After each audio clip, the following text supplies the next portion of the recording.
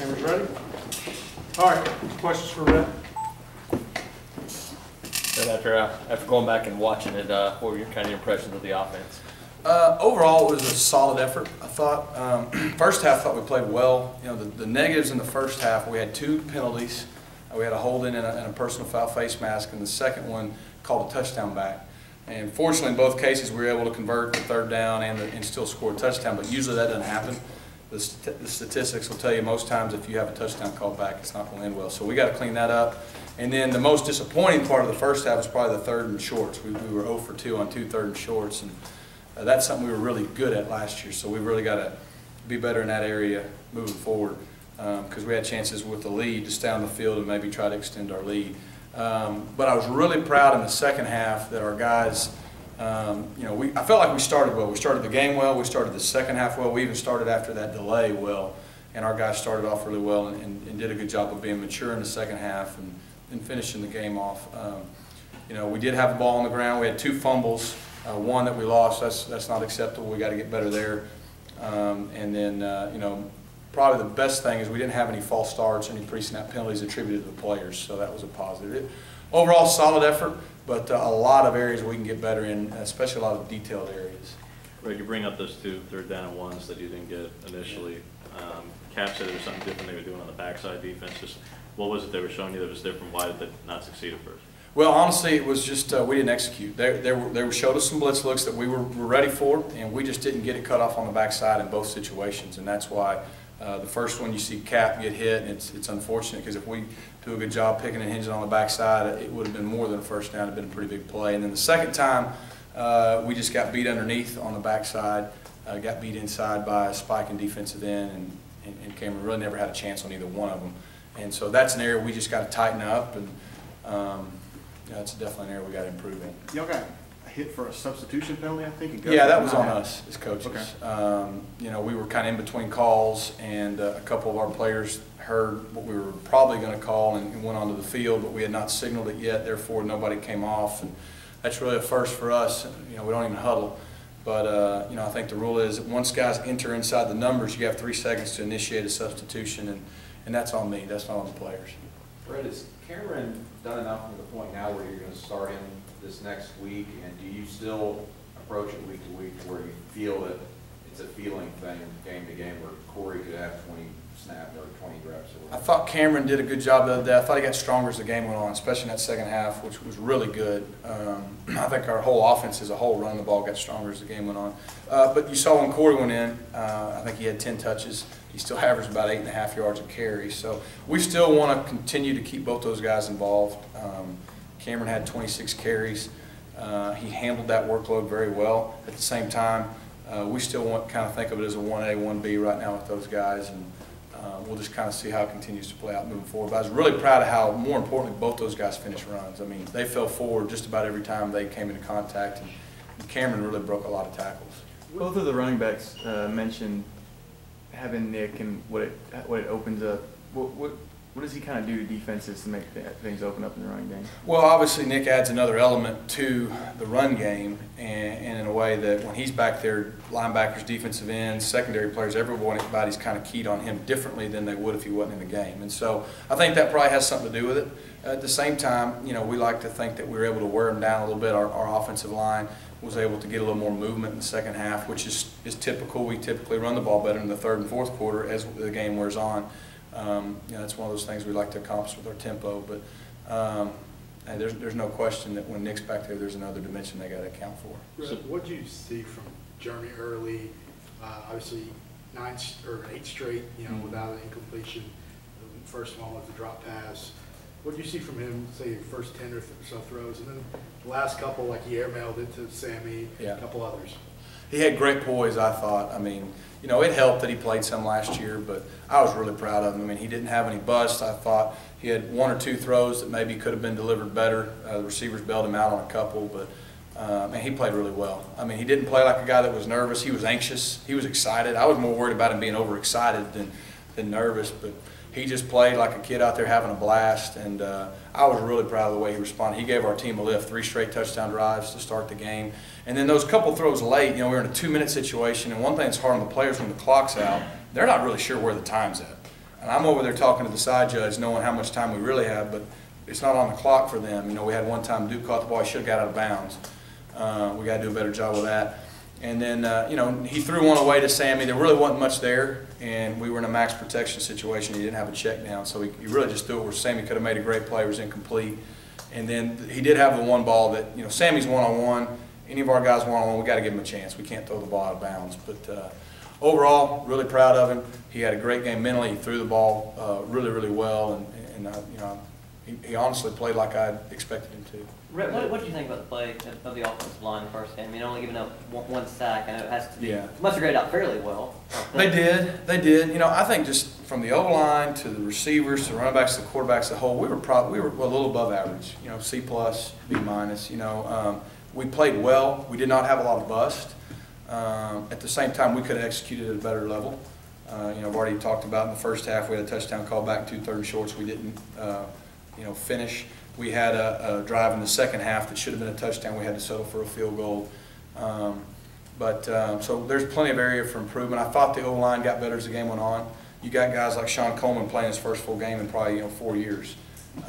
You've got Avery Young playing his first game at right guard.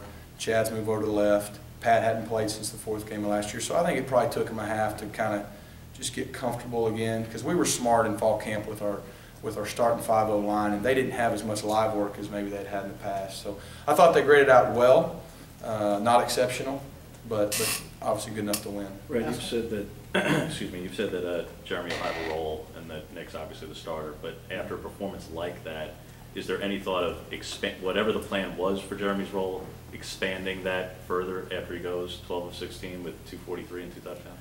Probably no different than we were thinking. I mean, Jeremy, we knew what he was capable of, and I think people that saw him play last year felt like he could do a good job. He did fantastic. Nick's our starter. Jeremy will have a role, and more than anything, I think our team, Jeremy, us, everybody just has a lot of confidence that if something happens, we can put Jeremy in and not miss a beat. And you know, it's a really good luxury for us right now to have 2 guys that we have that much confidence in. Asking about another penalty was the false start on Avery. I watched it again today. I didn't think he moved at all. What was the thought on that? The false start on Avery, Yeah, that 4th and 1 deal, that's on us as coaches. We tried a little something that, you know, it was a situation we're willing to give up a penalty if it doesn't go our way, so there wasn't anything on Avery. They probably just assigned it to a number. You spoke in the spring about, to your receivers, about doesn't matter if the ball is underthrown or overthrown, you got to get it.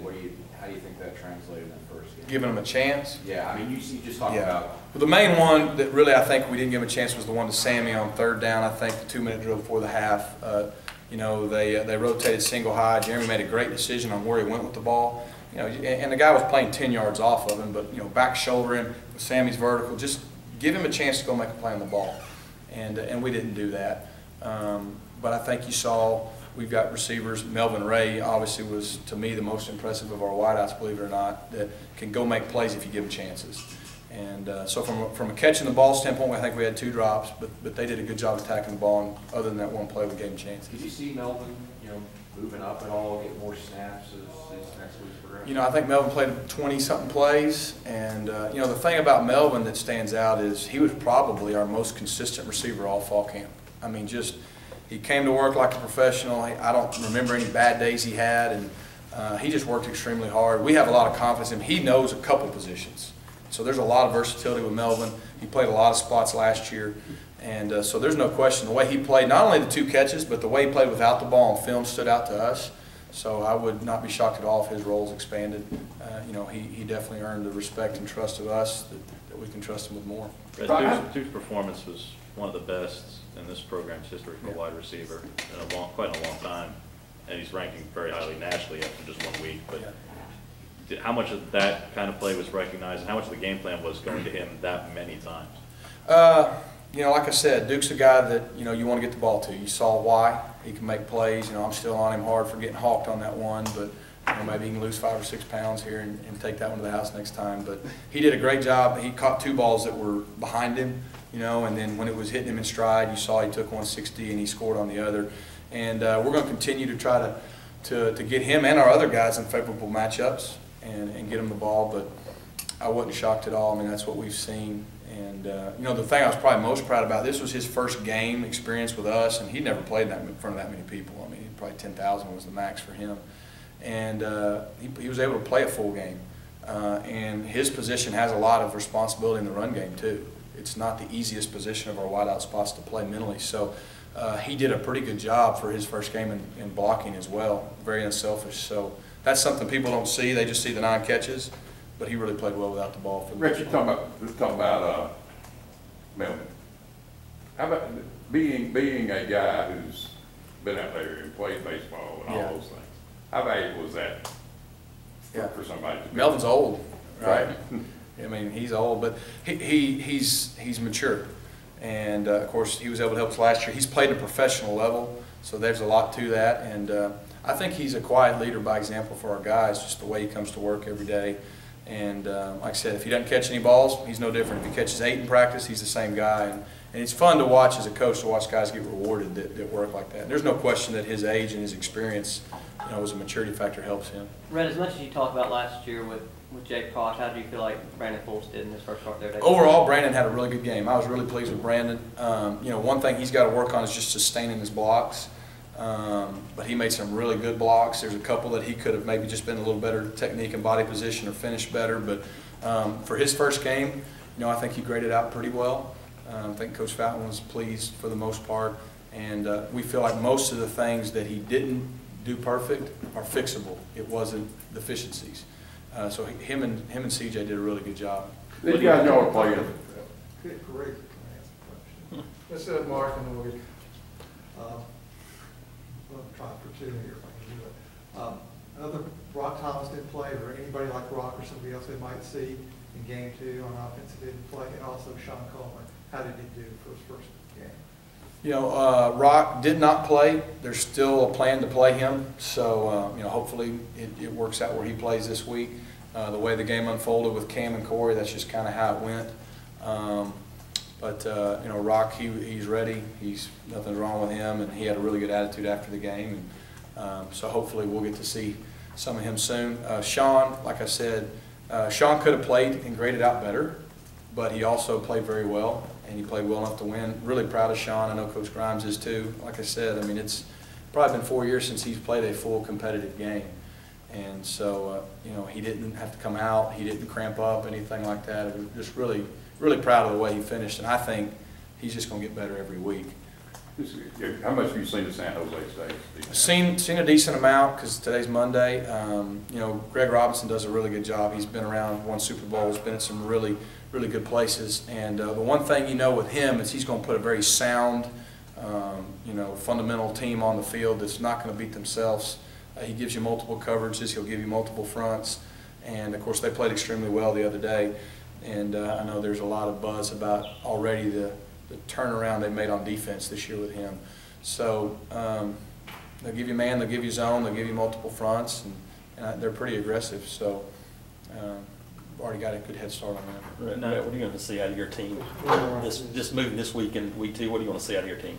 Well, you want to see a big jump of improvement. I thought we started the game well, had that little lull in the second quarter with the third down issues. Obviously want to clean up the turnovers, got to be better in ball security. But just like I said, overall, we didn't have and you would think so with a second-year team, a lot of veteran guys. We shouldn't have a lot of busts or missed assignments or disasters. But, just cleaner execution. And, you just want to continue to get better each week you go out. And usually after the first game, you can make a lot of cleanup going into game 2, and we're going to need to do that. Not a knock on San Jose State, but in your non-conference games last year, not including Western Carolina, the other 3, I think you won by an average of like 25-plus points. So if you had your druthers, would you prefer Nick not to have to play the full game in this week? No, since he played only a half of the last game, you want him to come out and play well. And if him playing very well means it's not the whole game, then that usually is a good thing. It means you're playing well. But been in it long enough to know anything can happen. So what I really want to see, because I felt like, he didn't throw the ball as much just because of the way the second half dictated, but he threw it well. He was 4 for 6. He had a drop, and the other one he got hit on. So I felt like he was poised and did a good job. Really proud of him hitting the check down on that one. But I just want to see him come out and show how sharp and crisp he's become as a passer. And hopefully he'll do that on Saturday. Thanks, Rhett. Congrats, Charles. Sure.